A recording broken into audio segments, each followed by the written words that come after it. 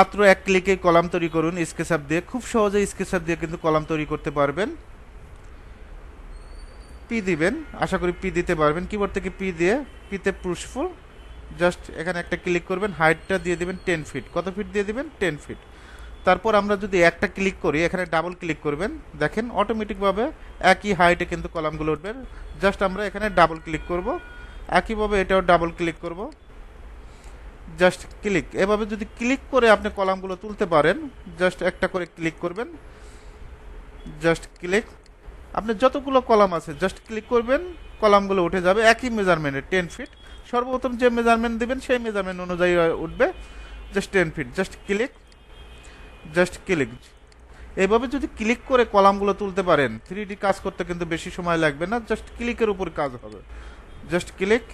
একইভাবে এখানে ক্লিক করবেন, জাস্ট এটা সেন্টারে ক্লিক করবেন, একইভাবে এটাও ক্লিক করবেন, একইভাবে জাস্ট সেন্টারে ক্লিক করবেন, একইভাবে জাস্ট ক্লিক করবেন। দেখেন আমার অল কলামগুলো কমপ্লিট।